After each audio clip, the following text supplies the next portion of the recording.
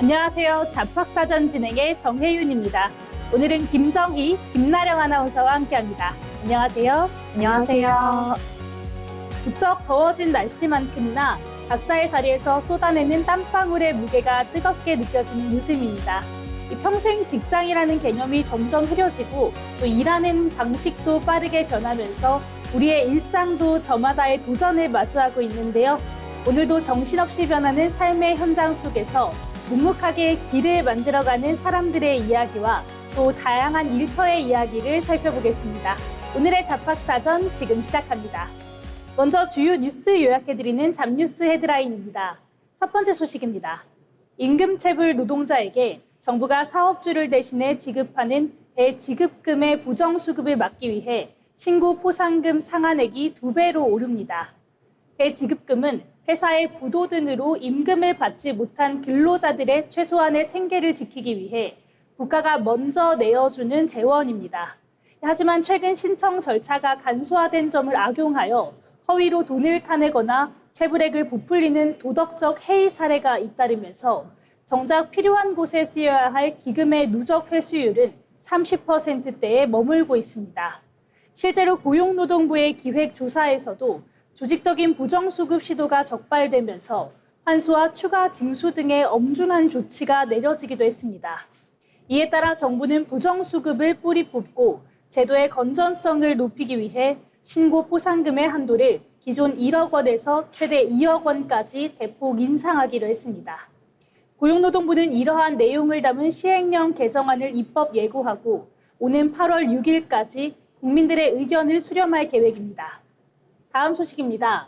중소제조업의 생산과 고용이 모두 감소한 것으로 나타났습니다. 이는 중동전쟁의 영향으로 에너지와 원자재 가격이 상승함에 따라 생산이 위축되고 대출 금리가 오르면서 고용 상황 또한 영향을 받은 것이 원인인 것으로 분석됐습니다. 중소벤처기업연구원의 동향 보고서에 따르면 지난 4월 중소제조업 생산은 주요 부문의 부진으로 인해 4개월 만에 다시 감소세로 돌아섰습니다. 서비스업은 다행히 성장세를 이어갔지만 현장의 일자리 상황을 나타내는 취업자 수는 대기업과 다르게 300인 미만 중소기업을 중심으로 크게 줄어들면서 제조업 전반에 짙은 그늘을 드리웠습니다. 기업들의 자금 운영 환경도 눈에 띄게 나빠졌는데요. 대출 금리와 연체율이 동시에 고개를 들고 또 소비자 물가까지 큰 폭으로 오르면서 묵묵히 현장을 지키고 있던 중소기업들이 짊어져야 할 비용 부담이 한층 더 무거워진 상황입니다. 전문가들은 기업들의 숨통을 틔워줄 수 있는 금융 안전망 강화 등 정부 차원의 세심한 지원책이 하루빨리 마련되어야 한다고 제언했습니다. 다음 뉴스입니다. 고용노동부가 구인 구직 편의를 높이기 위해 고용안전정보망 고용24에 인공지능 고용 서비스 3종을 새롭게 도입합니다. 이번에 도입되는 서비스는 구직자의 희망 직종 취업 확률을 분석하여 자소서와 직업훈련 등의 보완점을 진단하는 구직 컨설팅과 기업의 채용 조건을 분석하여 피드백을 제공하는 구인 컨설팅입니다. 이와 함께 행정직원이 구인 공고의 성별, 연령 차별 요소나 최저임금 위반 여부를 사전에 점검할 수 있는 AI 구인 공고 검증 기능도 포함됐습니다. 노동부는 내달부터 2달간 시범 운영을 거쳐 사용자 편의성과 답변 품질을 최적화한 뒤 오는 8월부터 정식 운영에 들어갈 계획입니다. 나아가 오는 12월까지 이력서 컨설팅 등 관련 서비스를 지속적으로 고도해 나갈 방침이라고 밝혔습니다. 지금까지 잡뉴스 헤드라인 전해드렸는데요. 이번에는 실제 직업 현장으로 가보도록 하겠습니다. 다양한 직업을 직접 만나보고 그 속에서 일하는 사람들의 이야기를 들어보는 현장 속으로 시간입니다. 오늘은 김정희 아나운서가 전해드립니다. 네, 요즘 고객센터에 전화를 하거나 쇼핑몰에 문의를 남기면 AI 챗봇이 먼저 응답하는 경우가 많죠. 점점 대화도 자연스러워지고 있는데요. 이 모든 게 가능해진 배경에는 AI와의 대화를 직접 설계한 사람이 있기 때문입니다. 이번 현장 속으로에서는 AI와의 대화를 직접 설계하는 사람들, AI 대화 디자이너에 대해 알아보겠습니다. AI 대화 디자이너는 챗봇이나 음성봇이 사용자의 질문에 자연스럽고 올바르게 대화할 수 있도록 설계하는 역할을 하는데요. 개발자처럼 코드를 직접 짜는 게 아니라 사용자가 어떤 말을 할지 예측하고 그에 맞는 시나리오를 기획하는 일에 가깝다고 할 수 있습니다. 글을 쓰는 카피라이터, 흐름을 설계하는 UX 디자이너, 그리고 AI를 학습시키는 트레이너의 역할을 동시에 한다고 볼 수 있습니다. 실제 작업은 생각보다 훨씬 더 치밀합니다. 예를 들어 배송 상황을 물었을 때 챗봇이 주문 번호를 확인을 하고 배송 상태를 안내하고 문제가 생겼을 경우에는 사람 상담원으로 연결하는 역할까지 이렇게 포괄적으로 하고 있는데요. 사실 챗봇의 실패 원인은 시나리오 준비의 부실함에서 비롯되는 경우가 많기 때문에 대화 설계가 더 중요한 겁니다. 사용자가 예상치 못한 질문을 했을 때도 챗봇이 당황하지 않고 적절히 안내할 수 있도록 예외 상황까지 설계를 하는 게 필요합니다. 실제로 풀무원, SKCNC, AIA 생명, 롯데카드 등 이 대형 기업의 AI 서비스 프로젝트에도 AI 대화 디자이너가 직접 참여했습니다. 그렇다면 이 AI 대화 디자이너에게 필요한 역량은 무엇일까요? 언어 감각이 가장 중요합니다. 텍스트는 말투의 높낮이나 비언어적 표현이 파악하는 것이 불가능하기 때문에 오해의 소지가 없도록 문장을 구성하는 능력이 중요하고요. 또 정리가 안 된 데이터 속에서 사용자의 의도를 빠르게 파악하는 분석력 또한 중요합니다. 그리고 AI 시장에 대한 변화도 파악하는 것도 중요하겠죠. 이 직업이 국내에 처음 소개된 건 2022년으로 아직 다소 생소한 직업이긴 합니다. 실제로 현직자들 사이에서도 앞으로 우리가 이 일을 계속할 수 있을까 하는 불안감도 있다고 하는데요. 하지만 AI 챗봇을 도입하는 기업이 날로 갈수록 늘고 있고 이 역할에 대한 수요도 늘어나고 있는 만큼 미래에 대한 전망은 밝다고 할 수 있습니다. 자연스러운 챗봇 뒤에는 그 대화를 설계하는 사람들이 있었습니다. AI 대화 디자이너에 대해 알아봤습니다. 지금까지 현장 속으로였습니다. 네, 기술이 아무리 발전을 하더라도 이 결국 사람의 언어를 만드는 이 감각과 또 섬세함이 가장 강력한 경쟁력이라는 사실을 다시금 깨닫게 됩니다. 이 기계의 대화에 따뜻한 숨결을 불어넣는 AI 대화 디자이너에 대해 알아봤습니다. 네, 이어서 지금 바로 활용할 수 있는 실질적인 취업 정보를 전해드리는 오늘의 잡정보 시간입니다. 나령 아나운서 전해주시죠. 네, 취업 사이트를 살펴보다 보면 분명 지난달에도 봤던 회사인데 이번 달에도 똑같은 채용 공고가 올라와 있는 경우가 있습니다. 이럴 때는 많은 구직자가 사람들이 계속 퇴사하는 회사가 아닐까, 혹시 직원이 오래 버티지 못하는 곳인가라는 생각부터 하게 될 텐데요. 하지만 채용 공고가 자주 올라온다고 해서 무조건 문제가 있는 회사라고 단정 지을 수는 없습니다.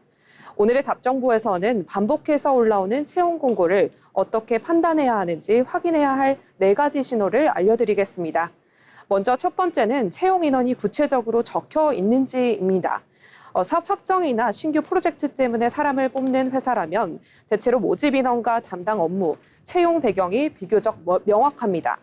반면 상시 채용, 인원 충원이라는 표현만 반복되고 몇 명을 뽑는지 또 어떤 업무를 맡는지가 모호하다면 퇴사자가 생길 때마다 인력을 채우는 공고일 가능성이 높습니다. 두 번째는 이전 공고와 업무 내용이 달라졌는지 살펴보는 겁니다. 회사 이름과 직무는 같지만 새로운 사업이나 담당 지역, 요구 경력이 추가됐다면 조직이 성장하면서 채용을 확대하는 것일 수도 있습니다. 반대로 몇 달 동안 제목과 내용, 근무 조건까지 완전히 동일한 공고가 계속 반복된다면 채용이 실제로 진행되고 있는지 확인해 볼 필요가 있겠습니다. 세 번째는 한 사람이 담당해야 할 업무의 범위입니다. 예를 들어 마케팅 직원을 모집하면서 기획과 디자인, 영상 제작, 또 고객 상담 영업까지 모두 담당하도록 요구하는 공고도 있습니다. 이처럼 서로 다른 업무가 지나치게 많이 포함되어 있다면 직무 체계가 제대로 정리되지 않았거나 한 명에게 과도한 업무가 집중될 가능성이 높습니다. 마지막으로 면접에서는 이번 채용은 신규 채용인가요? 결연에 따른 충원인가요? 라고 직접 질문해 보는 것이 좋습니다. 조금 민감하게 느껴질 수는 있지만 지원자가 근무 환경을 확인하기 위한 자연스러운 질문입니다. 또 전임자가 있었다면 평균 근속 기간과 인수인계 방식, 신규 채용이라면 팀의 규모와 업무 목표까지 물어보면 입사 후 맡게 될 역할을 더 정확하게 파악하실 수 있습니다. 채용 공고가 자주 올라오는 회사라고 해서 무조건 피해야 하는 회사가 아닙니다. 중요한 것은 공고가 올라온 횟수보다 채용 이유와 업무 범위, 그리고 회사의 설명이 얼마나 구체적이고 일관적인지를 확인하는 것입니다. 또 반복되는 채용 공고를 발견했다면 불안해하기보다 그 안에 담긴 신호부터 꼼꼼히 살펴보시기 바랍니다. 지금까지 오늘의 잡정보였습니다. 네, 자주 올라오는 공고를 보면서 지원을 망설였던 분들 많으실 것 같은데요. 이렇게 무작정 피하기보다는 회사가 보내는 신호를 꼼꼼하게 읽어내는 지혜가 필요한 때인 것 같습니다. 오늘의 잡정보였습니다. 세상에는 우리가 아직 잘 알지 못하는 다양한 직업들이 존재하는데요. 다양한 새로운 떠오른 직업과 앞으로 주목해야 할 미래 직종을 살펴보는 시간, 직업의 세계 한다원 아나운서가 전해드립니다. 직업의 세계 시간입니다. 여러분은 캐릭터를 보면 어떤 것이 떠오르시나요? 인형이나 문구류, 이모티콘을 떠올리는 분들이 많으실 텐데요. 최근에는 하나의 캐릭터가 영화와 게임, 굿즈는 물론 다양한 산업으로 확장되며 새로운 경제적 가치를 만들어내고 있습니다. 이처럼 하나의 캐릭터나 콘텐츠를 브랜드로 성장시키고 다양한 사업으로 연결하는 사람이 바로 브랜드 IP 기획자입니다. K 콘텐츠 산업이 세계적으로 성장하면서 브랜드 IP의 가치도 함께 높아지고 있는데요. 오늘은 브랜드 IP 기획자가 어떤 일을 하는 직업인지 함께 알아보겠습니다. 먼저 IP란 지식재산권의 약자입니다. 특허나 상표처럼 법적으로 보호받는 권리를 뜻하지만 최근에는 캐릭터와 웹툰, 드라마, 게임 애니메이션처럼 다양한 사업으로 확장할 수 있는 콘텐츠 자체를 의미하는 경우가 많습니다. 브랜드 IP 기획자는 이러한 콘텐츠가 더 많은 사람들에게 사랑받을 수 있도록 사업 전략을 세우고 새로운 상품과 서비스를 기획하는 역할을 합니다. 좋은 콘텐츠를 오래 사랑받는 브랜드로 키우는 것이 가장 중요한 업무입니다. 브랜드 IP의 기획자는 어떤 일을 할까요? 먼저 시장의 트렌드와 소비자의 반응을 분석해 새로운 캐릭터와 콘텐츠를 기획합니다. 이후 디자인과 마케팅, 상품 개발 부서 등 다양한 분야와 협업하며 브랜드를 성장시키는데요. 또 굿즈 제작과 라이선스 계약, 팝업 스토어 운영, 기업 간 협업 프로젝트도 함께 기획합니다. 최근에는 SNS와 쇼폼 트렌드를 통해서 마케팅은 물론 AI를 활용한 소비자 반응을 분석하거나 새로운 콘텐츠 아이디어를 발굴하는 사례도 늘어나고 있습니다. 하나의 콘텐츠를 다양한 산업으로 확장해 새로운 가치를 만드는 것이 브랜드 IP 기획자의 핵심 역할입니다. 브랜드 IP 기획자가 되기 위해서는 반드시 정해진 전공이 필요한 것은 아닙니다. 다만 콘텐츠 기획 능력과 마케팅에 대한 이해, 소비자 트렌드를 분석하는 능력이 중요합니다.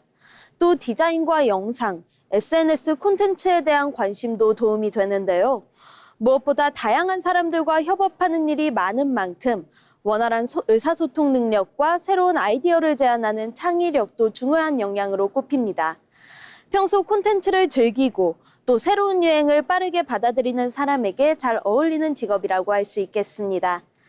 최근에는 K-팝과 웹툰, 드라마, 캐릭터 산업이 세계적으로 성장하면서 브랜드 IP의 활용 범위도 계속 넓어지고 있습니다. 하나의 인기 캐릭터가 굿즈와 게임, 전시, 또 광고는 물론 다양한 기업과의 협업으로 이어지며 새로운 수익을 창출하고 있는데요.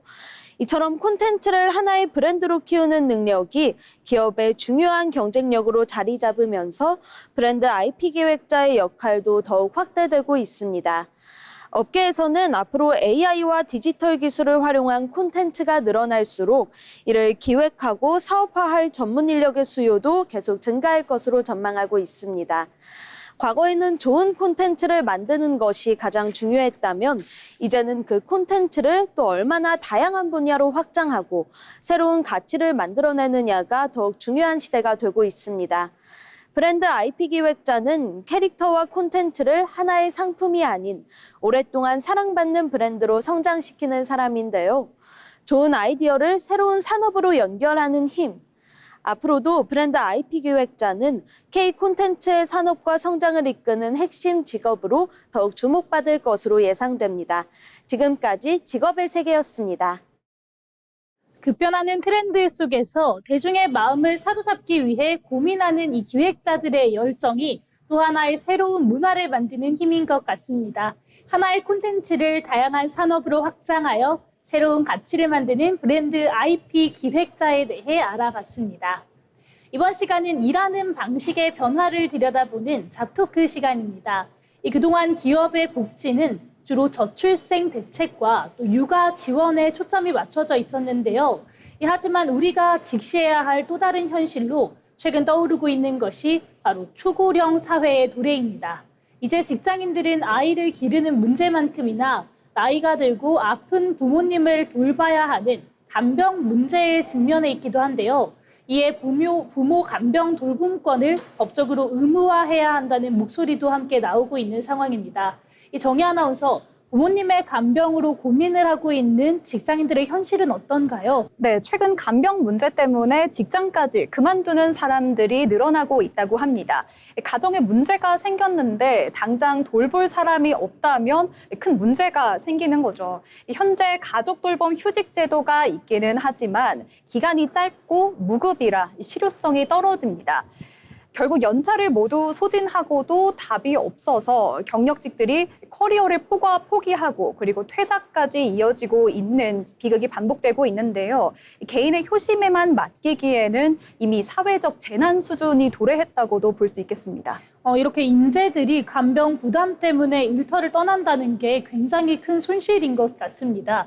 그렇다면 나령 아나운서, 이 부모 간병 돌봄권을 의무화하기 위해서는 우리가 어떤 준비를 또 해야 할까요? 기업의 인력 공백 우려도 크지만 고령화 속도를 보면 이는 피할 수 없는 시대적 요구입니다. 제도가 안착하려면 휴직뿐 아니라 단기 간병을 위한 돌봄 시간제나 또 재택근무 전환권이 보장되어야 합니다. 또한 국가가 휴직 기간 중 일부 급여를 보전해주고 대체 인력 채용 지원금을 주는 등 정부와 기업의 재정적 파트너십이 반드시 뒷받침되어야 기업의 부담을 줄일 수가 있겠습니다. 이 정부와 기업의 협력이 필수적이라는 말씀이신 거군요. 이 제도가 진짜 일터에서 우리 회사에서 눈치 보지 않고 제대로 쓰이려면 또 어떤 변화들이 필요할까요? 네, 돌봄을 바라보는 시선 자체가 바꿔야 한다고 생각합니다. 부모 간병을 개인의 사정이 아니라 누구나 겪을 수 있는 보편적인 과정이라고 인식하는 게 필요한데요. 동료가 단기 돌봄을 쓸 때 업무 공백으로 비난하기보다 나도 언젠가는 겪을 수 있는 문제다, 이렇게 연대 의식을 가졌을 때 조직의 건강함도 유지될 수 있다고 생각을 합니다. 네, 기업도 장기적으로 봐야 할 것 같은데요. 숙련대 인재가 퇴사한 뒤 새 인력을 채용하는 비용보다 돌봄권을 보장하면서 인재를 유지하는 비용이 훨씬 적습니다.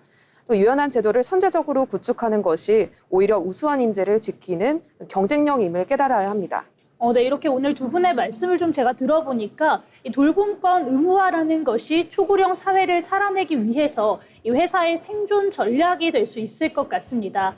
돌봄 대상을 아이에게만 한정했던 과거의 패러다임으로는 현재의 인구 변화라는 이 거대한 파도를 넘을 수 없을 것 같은데요.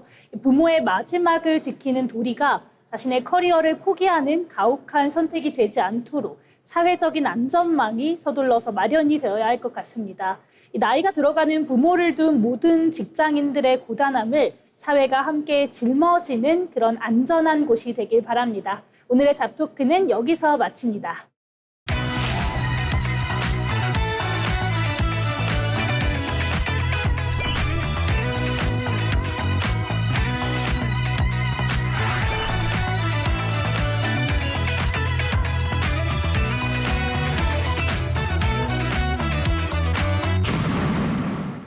이렇게 빠르게 사회가 변화하고 있지만 그 와중에도 묵묵하게 자신의 길을 걸어가는 사람들이 있습니다.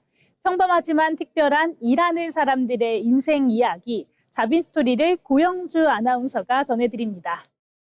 다양한 사람들의 삶과 직업을 통해 이야기를 전해드리는 시간 자빈 스토리입니다. 오늘 소개해드릴 인물은 광주의 일식 명장이자 대한민국 조리 명장, 그리고 요리로 사람을 위로하는 셰프 안유성 셰프입니다. 최근 방송을 통해 많은 사람들에게 알려졌지만 그의 삶은 화려한 성공보다 십수년 동안 한 길을 걸어온 꾸준함으로 만들어졌습니다. 오늘은 안유성 셰프가 어떻게 대한민국을 대표하는 요리사가 됐는지 함께 살펴보겠습니다. 안유성 셰프는 광주에서 성장했습니다. 처음부터 유명한 셰프를 꿈꿨던 것은 아닙니다. 20살 무렵 우연한 기회로 일식의 매력을 접했고 정교한 기술과 섬세한 손끝에서 완성되는 요리에 매료됐다고 합니다. 그때부터 그는 좋은 요리를 만들기 위해서는 기본기를 완벽하게 익혀야 한다는 생각으로 하루하루 칼을 잡기 시작했습니다. 당시에는 지금처럼 인터넷이나 교육 시스템이 잘 갖춰져 있지 않았기 때문에 직접 선배들에게 배우고 현장에서 몸으로 익히는 시간이 대부분이었습니다.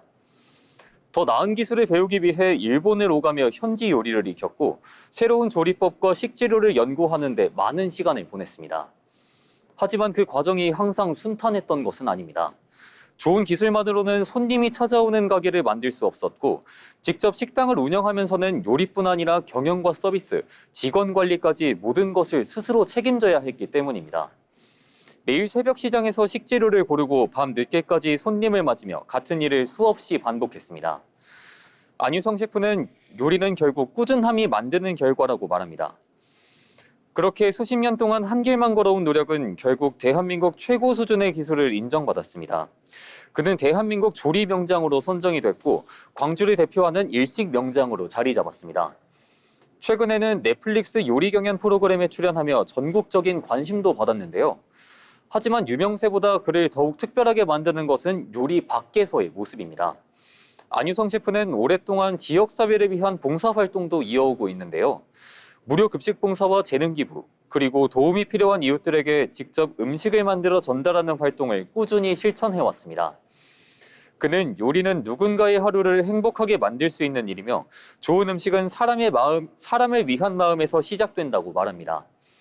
그래서 그의 주방에서는 기술만큼이나 정성과 책임감이 중요한 가치로 여겨집니다. 요리사의 일은 단순히 맛있는 음식을 만드는 직업이 아닙니다. 식재료를 이해하고 손님의 시간을 생각하며 같이 일하는 사람들과 호흡을 맞추는 종합적인 전문직이기도 합니다. 안유성 명장의 삶은 화려한 성공보다 매일 같은 자리를 지키는 꾸준함이 결국 최고의 경쟁력이 될 수 있다는 사실을 보여줍니다. 누군가는 한 접시의 음식을 기억합니다. 하지만 그 한 접시 뒤에는 수십 년 동안 쌓아온 경험과 노력, 그리고 사람을 향한 마음이 담겨 있습니다. 오늘의 자빈 스토리는 대한민국 조리 명장 안유성 셰프의 이야기였습니다. 그의 이야기를 통해 우리는 뛰어난 기술보다 먼저 사람을 생각하는 마음이 얼마나 중요한지 다시 한번 느낄 수 있었는데요. 성공만을 향해 달려가기보다 자신의 일에 진심을 담고 그 마음이 다른 사람과 나눌 때 비로소 더 큰 가치가 만들어지는 것은 아닐까요? 지금까지 자빈 스토리였습니다. 네, 화려한 스포트라이트보다 매일 같은 자리에서 주방을 지켜낸 이런 수십 년간의 꾸준함이 결국 최고의 무기임을 증명하는 것 같습니다. 기술을 넘어 사람을 향한 진심을 요리하는 대한민국 조리 명장 안유성 셰프의 이야기였습니다. 네, 이어서 이번 시간은 경제로 보는 일터입니다. 경제의 변화는 곧 일의 방식과 일자리의 모습에도 영향을 미치는데요.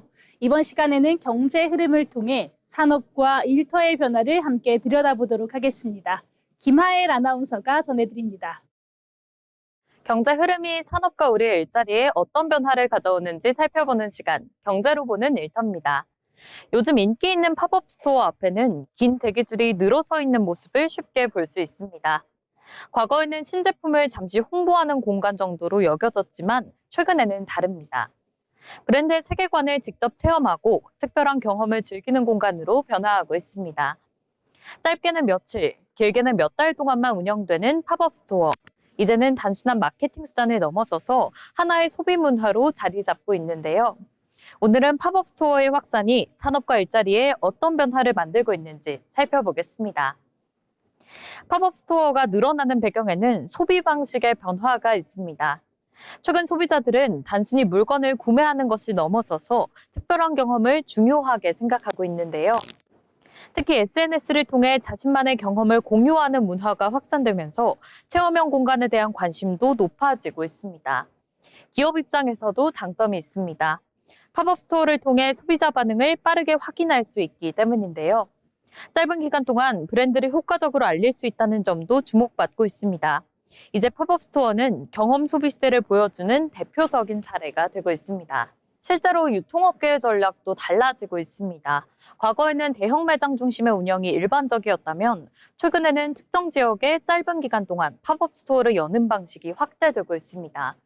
특히 성수동과 같은 지역은 다양한 브랜드의 팝업이 이어지면서 새로운 상권으로 주목받고 있습니다. 식품과 패션, 캐릭터 산업까지 참여 분야도 점차 넓어지고 있습니다.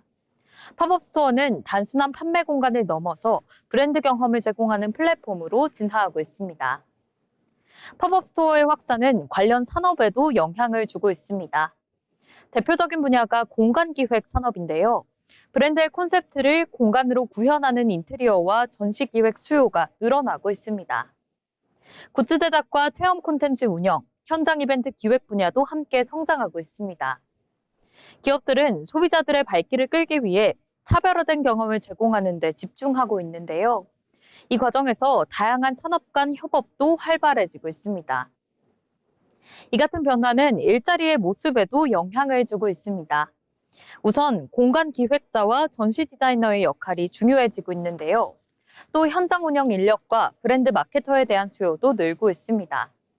SNS 콘텐츠 제작과 인플루언서 협업을 담당하는 직무 역시 확대되고 있습니다. 데이터를 분석해 소비자 반응을 파악하는 역할도 중요해지고 있는데요. 결국 팝업 스토어 시장의 성장은 새로운 형태의 일자리를 만들어내고 있는 겁니다. 결국 팝업 스토어의 확산은 단순한 유행에 그치지 않고 있습니다. 소비자들이 물건보다 경험을 중요하게 여기기 시작하면서 기업들의 마케팅 방식도 변화하고 있는 건데요. 이 과정에서 공간의 활용 방식과 브랜드를 알리는 전략, 그리고 필요한 인력의 모습까지 함께 달라지고 있습니다. 이제 팝업 스토어는 제품을 판매하는 공간을 넘어서 브랜드와 소비자가 만나는 새로운 접점으로 자리 잡고 있다는 분석도 함께 나오고 있습니다.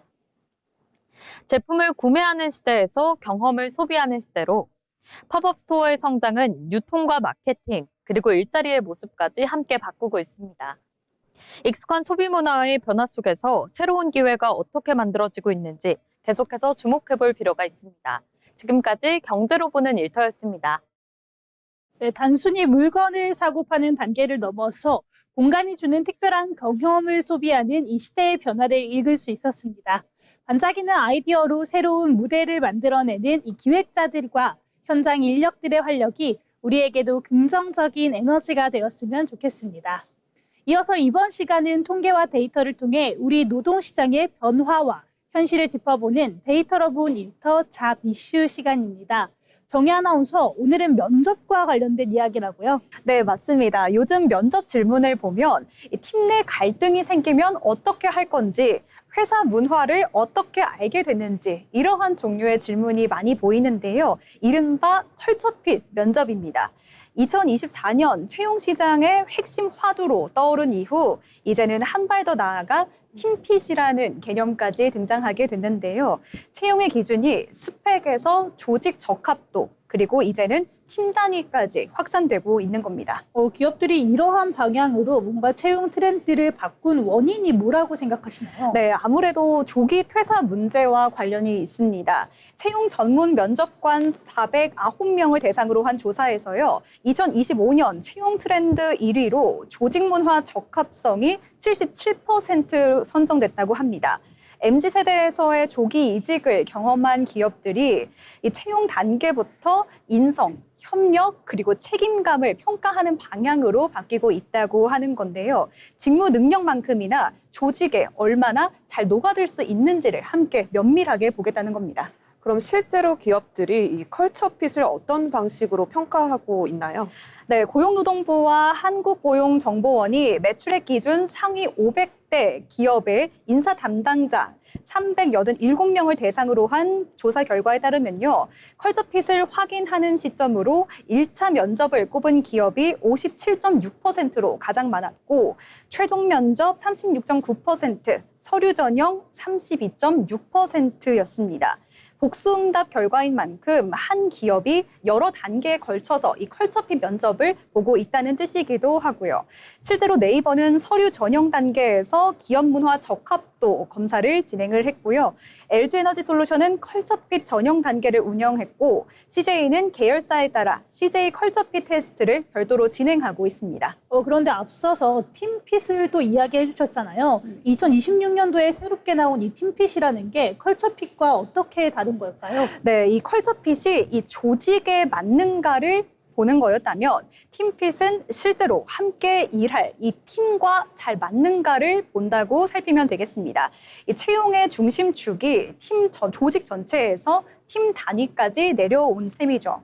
결국 채용의 기준이 점점 더 실제 업무 현장에 가깝게 내려오고 있다는 뜻입니다. 그렇다면 취준생 입장에서는 이제는 팀핏까지 준비해야 한다면 신경 쓸 게 정말 많아지는 셈인데요. 어떻게 접근해야 할까요? 네, 우선 기업 문화를 정확하게 파악하는 게 중요하겠습니다.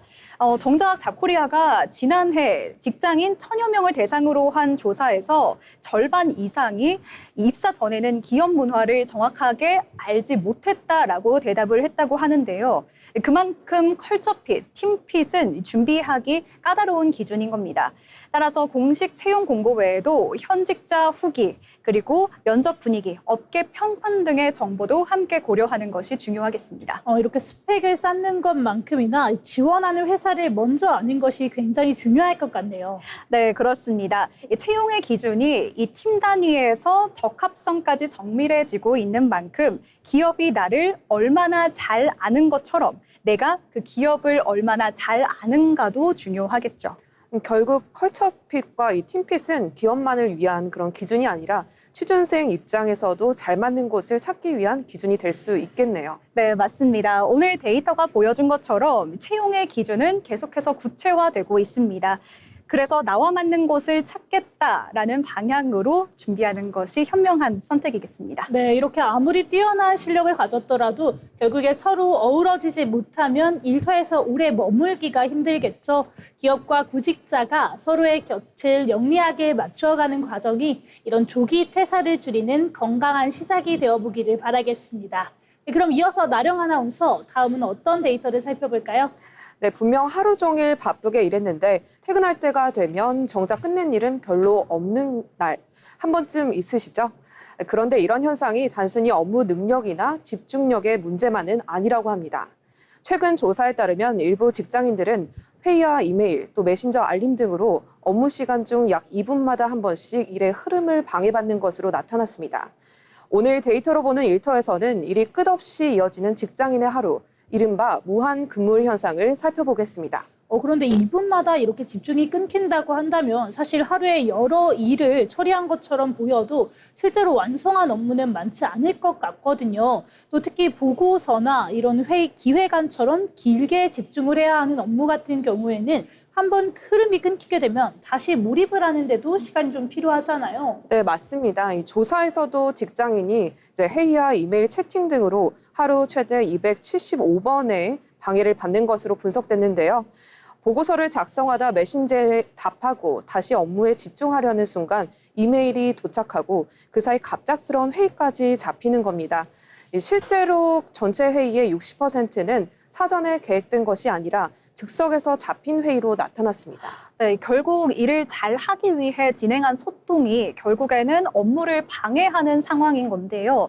이 직장에서는 메시지에 바로 답하지 않으면 일을 하지 않는 것처럼 비춰질 수 있다는 부담이 있기 때문에 이런 현상이 더 빚어진 것 같습니다. 그래서 중요한 업무를 처리하다가도 이렇게 알림이 울리면 일을 멈추고 답장하는 경우가 많아지는 것 같은데요. 문제는 이런 소통이 퇴근 이후까지 이어진다는 것입니다. 해외 지사나 외부 업체와 협업하는 기업이 늘어나면서 서로 다른 시간대 직원들이 참여하는 회의도 많은데요. 오후 8시 이후에 시작되는 회의는 전년보다 16% 증가한 것으로 나타났습니다. 또 회사에서는 퇴근했지만 디지털 공간에서는 업무가 계속되는 겁니다. 그렇다면 좀 생산성을 높이기 위해서 무조건 더 빨리 답장을 하는 것이 아니라 방해받지 않고 일할 수 있는 시간을 확보하는 것도 굉장히 중요하게 보이는데요. 예를 들어서 오전에 이 한두 시간은 회의를 잡지 않거나 단순한 업무 공유 같은 경우 회의 대신 문서로 전달하는 방식도 충분히 도움이 될 수 있을 것 같습니다. 네, 그리고 또 평가 방식도 달라질 필요가 있을 것 같은데요. 늦은 시간까지 온라인에 접속해 있거나 메시지에 빠르게 답하는 직원은 무조건 성실하다고 평가하기보다는 정해진 시간 안에 어떠한 결과를 만들어냈는지를 우선적으로 봐야 할 것 같습니다. 또 늦은 밤 작성한 메시지는 예약 전송을 활용하면은 상대방이 퇴근 후 다시 업무를 시작하게 되는 상황도 줄일 수 있을 것 같습니다. 네, 맞습니다. 업무 소통은 필요하지만 모든 연락이 지금 당장 확인해야 하는 긴급한 연락은 아닙니다. 이제는 얼마나 많은 메시지를 주고받았는지가 아니라 얼마나 깊이 집중해 의미 있는 결과를 만들었는지가 생산성의 기준이 되어야 할 텐데요.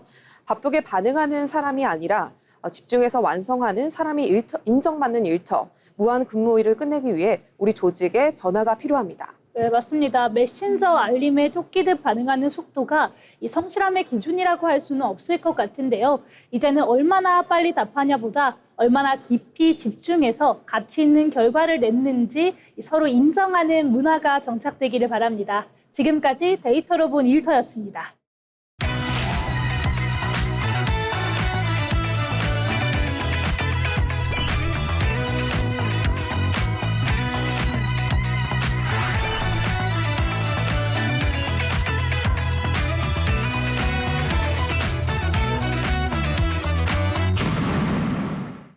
취업을 준비할 때 가장 중요한 것 중에 하나는 바로 기업을 제대로 이해하는 것인데요. 기업의 특징과 산업 트렌드를 살펴보는 시간 기업사전, 기업을 알고 잡자 고영주 아나운서가 준비했습니다.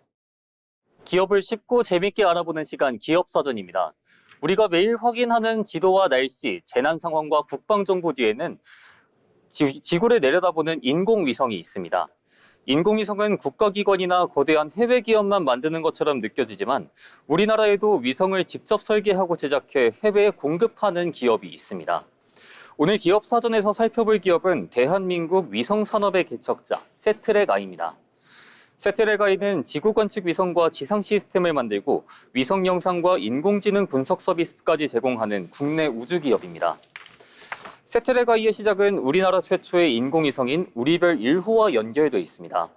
우리별 1호 개발에 참여한 핵심 연구진은 축적한 위성 기술을 산업으로 연결하기 위해 1999년 회사를 설립합니다. 이후 국내외 위성 사업에 참여하며 설계와 제작, 시험과 운용 경험을 쌓았고 2008년에는 코스닥 시장에 상장했는데요. 연구 현장의 기술을 실제 제품과 수출 사업으로 연결한 국내 민간 우주 기업입니다. 세트랙아이의 주력 사업은 지구관측 위성 시스템입니다. 위성 본체와 지상을 촬영하는 전자광학 탑재체를 개발하고 위성을 통제하거나 촬영 영상을 수신하고 처리하는 지상 시스템도 공급하는데요. 쉽게 말하면 우주에서 임무를 수행하는 위성의 몸체와 눈, 그리고 지상에서 위성을 움직이고 정보를 받아들이는 두뇌까지 함께 만드는 것입니다. 지구관측 위성은 선명한 촬영뿐 아니라 원하는 지역을 제때 관측하고 데이터를 안정적으로 보내는 능력도 중요합니다. 위성과 지상 시스템을 하나의 체계로 설계할 수 있다는 점이 핵심 경쟁력입니다. 사업은 위성을 만들어 판매하는 데서 끝나지 않습니다. 자회사 SIIS는 위성 영상을 공급하고 SIA는 인공지능을 활용해 위성 항공 영상을 분석합니다. 위성 영상은 도시와 산업시설의 변화, 산불과 홍수 같은 재난 피해, 주요 인프라와 안보시설 등을 확인하는 데 활용되는데요. 같은 지역을 반복해서 촬영하면 건설 현장이나 농경지, 재난 지역의 변화를 시간에 따라 비교할 수도 있습니다. 세트랙아이는 위성 제작과 영상 공급, 인공지능 분석을 연결하며 지구관측 데이터 기업으로 영역을 넓히고 있습니다. 이 같은 변화를 보여주는 대표 사례가 자체 위성 스페이스 IT입니다. 스페이스 IT는 국내에서 상용 목적으로 개발된 첫 0.25m급 초고 해상도 지구관측 위성으로 2025년에 발사됐습니다. 0.25m급 해상도는 지상의 약 25cm 크기를 하나의 화소로 구분할 수 있다는 의미인데요. 도시와 산업시설, 재난지역처럼 정밀한 관측이 필요한 분야에 활용할 수 있습니다. 과거에는 고객 주문에 따라 위성을 제작해 납품했다면 이제는 자체 위성을 직접 운영하며 촬영한 영상과 데이터를 지속적으로 공급할 수 있게 됐습니다. 위성을 한 번 판매하는 방식에서 데이터를 반복적으로 제공하는 서비스 사업으로 확장한 것입니다. 우리별 1호 개발진에서 출발한 세트랙아이는 위성의 제작과 운용, 영상 공급과 인공지능 분석까지 사업을 넓혀왔습니다. 위성의 몸체와 눈을 만드는 기술의 지상 시스템과 데이터 분석 능력을 더하며 위성을 만드는 기업에서 정보를 활용하는 기업으로 변화하고 있습니다. 앞으로는 자체 위성에서 확보한 영상과 인공지능 분석 기술을 안정적인 서비스로 연결하는 것이 중요합니다. 세계 우주 시장이 데이터와 서비스 중심으로 확대되는 가운데 세트랙아이가 대한민국 민간 우주 산업에서 어떤 역할을 이어갈지 주목됩니다. 지금까지 기업사전이었습니다. 네, 우리 기술로 처음 쏘아 올린 이 위성이 오늘날 세계 무대를 누비는 우주 산업의 씨앗이 되었습니다. 이렇게 대한민국 우주 영토를 넓혀가는 세트랙아이의 이야기 함께 만나봤습니다.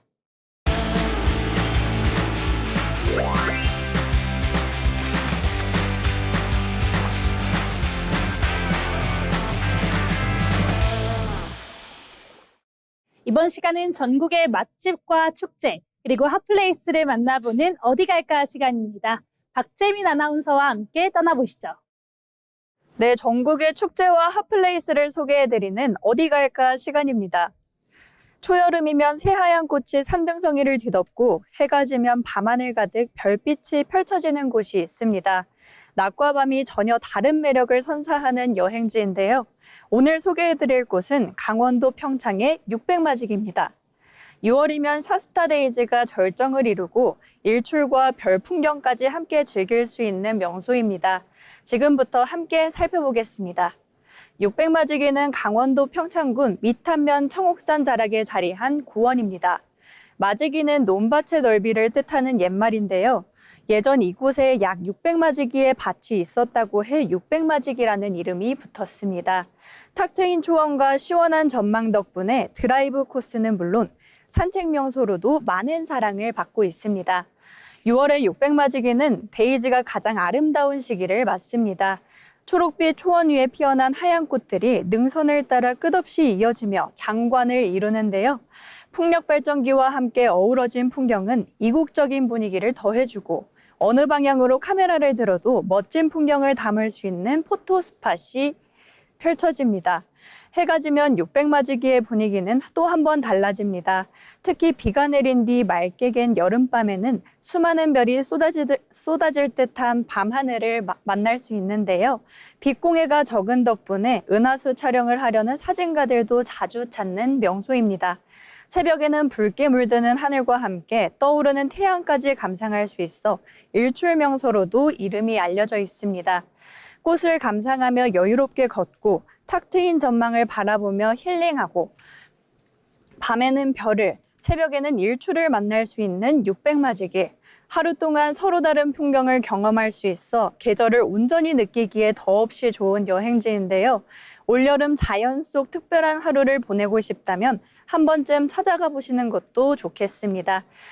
하얀 샤스테이지가 수놓인 초원과 밤하늘을 가득 채우는 별빛, 그리고 하루 시작을 알리는 아름다운 일출까지 한 장소에서 다양한 자연의 매력을 만날 수 있는 평창 600마지기에서 올여름 특별한 추억을 만들어 보시길 바랍니다. 지금까지 어디 갈까였습니다. 네, 이 하루 동안 자연이 선물하는 다채로운 풍경을 한 곳에서 모두 만날 수 있는 평창 600마지기였습니다. 이번에는 알아두면 도움이 되는 생활 정보를 전해드리는 알쓸정 시간입니다. 김하엘 아나운서가 전해드립니다. 알아두면 쓸데있는 정보를 전해드리는 알쓸정 시간입니다. 맛있는 음식이나 여행지의 풍경을 찍어서 SNS나 메신저에 공유하는 경우가 많은데요. 그런데 우리가 올린 사진 한 장에 촬영 날짜와 시간은 물론 촬영 장소와 스마트폰 정보까지 담길 수 있다는 사실을 알고 계셨나요? 특히 집이나 직장에서 촬영한 사진을 원본 그대로 공유하면 자신도 모르는 사이 생활 반경이 노출될 가능성도 있습니다. 오늘은 사진을 공유하기 전 꼭 확인해야 할 개인정보를 알아보겠습니다. 사진에는 메타데이터라는 부가 정보가 저장될 수 있습니다. 사진을 언제, 어떤 기기로 촬영했는지 기록한 정보인데요. 스마트폰의 위치 기능이 켜져 있다면 촬영 장소까지 함께 저장되기도 합니다. 예를 들어서 집에서 찍은 물건 사진을 중고거래 상대에게 원본으로 보냈을 때 사진 정보의 집 주변 위치가 남아있을 수 있는 겁니다. 모든 메신저와 SNS가 위치 정보를 그대로 전달하는 건 아니지만 서비스와 전송 방식에 따라 달라질 수 있는데요. 사진을 공유하기 전 사진 앱의 상세 정보에서 촬영 위치가 표시되는지 확인하고 필요하지 않은 위치 정보는 삭제하는 것이 좋습니다. 사진 속 개인정보는 파일 정보에만 있는 건 아닙니다. 사진 배경에 보이는 아파트 이름이나 건물 간판, 택배 송장과 우편물, 차량 번호판도 개인정보가 될 수 있는데요. 책상 위에 놓인 명함이나 출입카드가 찍히면 이름과 직장 정보가 함께 노출될 수 있습니다. 거울이나 창문에 촬영자의 얼굴이 비치거나 컴퓨터 화면에 이메일과 문서 내용이 보이는 경우도 있습니다. 따라서 사진의 중심만 보지 말고 배경과 모서리, 반사된 부분까지 확대해서 확인하는 것이 좋습니다. 여행 사진도 실시간으로 계속 올리기보다는 숙소나 구체적인 동선을 숨기고 해당 장소를 떠난 뒤에 게시하는 것이 안전합니다. 스마트폰 화면에 캡처한 사진도 주의해야 합니다. 주문 내역에는 이름과 주소, 전화번호가 보일 수 있고요. 항공권이나 공연 티켓에는 예약 번호와 바코드, QR코드가 포함되어 있을 수 있습니다. 개인정보를 가릴 때는 반투명한 형광펜이나 얇은 선보다 내용이 완전히 보이지 않는 불투명 도형을 사용하는 것이 좋습니다. 사진을 공유하기 전에는 3가지만 기억하시면 됩니다. 첫째, 위치 정보가 저장돼 있는지 확인하고요. 둘째, 배경의 주소와 이름, 번호판이 보이지 않는지 살펴봅니다. 셋째, 화면 캡처에는 예약 번호와 QR코드가 노출되지 않았는지 확인해야 합니다. 사진을 올리기 전 단 몇 초만 살펴보는 습관이 나와 주변 사람의 개인정보를 지키는 가장 간단한 방법입니다. 지금까지 알쓸정 시간이었습니다. 네, 요즘 개인정보 유출로 인해서 피해를 보시는 분들 정말 많으시죠? 사진 속 숨은 메타데이터와 개인정보 유출 주의점에 대해서 알아두면 쓸데있는 정보였습니다. 네, 오늘 방송에서는 나만의 전문성을 채워가는 사람들의 이야기부터 또 우리 일상을 지키는 실용적인 정보까지 폭넓게 알아봤는데요. 세상의 빠른 속도에 맞추느라 정작 나만의 집중과 휴식을 놓치고 있진 않았는지 저는 문득 돌아보게 됩니다. 오늘만큼은 복잡한 알림에서 잠시 벗어나서 온전하게 숨을 고르고 또 여유를 만끽하는 편안한 시간 보내시길 바랍니다. 오늘도 함께해 주신 여러분 고맙습니다.